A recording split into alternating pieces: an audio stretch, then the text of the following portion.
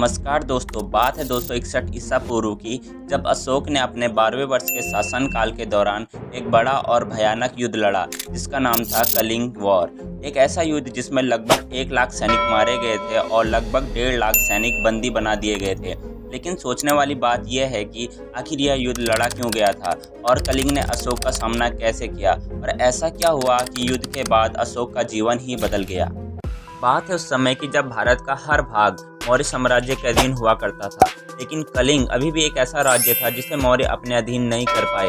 कलिंग, जो वर्तमान में उड़ीसा और आंध्र प्रदेश के उत्तरी हिस्सों के पास स्थित है, 321 ईस्वी पूर्व तक कलिंग नंद साम्राज्य के अधीन हुआ करता था। लेकिन चंद्रगुप्त द्वारा नंदों को हराने के बाद कलिंग एक स्वतंत्र राज्य बन गया, जबकि बाद में इसे चंद्रगुप्त मौर्य और उनके पुत्र बिंदुसार ने फिर से जीतने का प्रयास किया, पर वे असफल रहे। लेकिन अशोक ने आखिर क्यों लड़ा था कलिंग का युद्ध और क्यों कलिंग मौर्य साम्राज्य के लिए महत्वपूर्ण था। कलिंग की भौगोलिक स्थिति साउथ ईस्ट एशिया तट पर जाने वाले व्यापार मार्गों के लिए अच्छी थी। अगर मैं सरल शब्दों में समझाने की कोशिश करूं तो कलिंग महानदी और गोदावरी नदियों के पूर्वी तटीय क्षेत्रों तक फैला हुआ था, जिससे नदियों के माध्यम से व्यापार में आसानी हो जाती थी तथा इसके पास एक मजबूत नौसेना और कई महत्वपूर्ण बंदरगाह भी थे।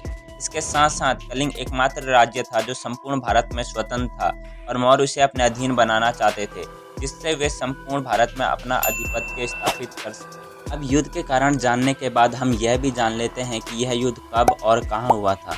कई इतिहासकारों की माने तो अशोक ने कलिंग के शासक अनंत पद्मनाभन को संदेश भेजकर कलिंग को मौर्य साम्राज्य के अधीन होने का अनुरोध किया था, लेकिन कलिंग के शासक ने इससे इनकार कर दिया। इसके बाद अशोक ने कलिंग पर आक्रमण कर दिया, जो अशोक व अनंत पद्मनाभन के बीच सन 261 ईसा पूर्व में लड़ा गया था। जैसे मैंने पहले भी बताया था कि इस युद्ध में लगभग 1 लाख सैनिक मारे गए और लगभग 1.5 लाख सैनिकों को बंदी बनाया गया था। कई इतिहासकारों की माने तो यह युद्ध धौली पहाड़ियों पर लड़ा गया था, जो दया नदी के तट पर स्थित है। इस युद्ध में अशोक की जीत हुई थी, जिसका उल्लेख हमें अशोक के 13वें अभिलेख से मिलता है। लेकिन आखिर ऐसा क्या हुआ था इस युद्ध में जिसने अशोक का जीवन ही बदल दिया। कलिंग पर विजय पाने के बाद जब अशोक ने युद्ध में हुए भारी नरसंहार और रक्तपात को देखा तो उनका हृदय पिघल गया और अशोक ने हमेशा के लिए डिसाइड किया कि अब वह कोई युद्ध नहीं करेगा। इसके बाद उन्होंने बौद्ध धर्म को अपनाया और धर्म का प्रचार प्रसार करने में लग गए। तो अगर आप चाहते हो कि मैं ऐसे ही नॉलेजेबल वीडियो और ज़्यादा बनाऊं तो आप कमेंट सेक्शन में लिखकर बता सकते हो। अगर आपको वीडियो पसंद आई हो तो वीडियो को लाइक भी कर सकते हो। धन्यवाद।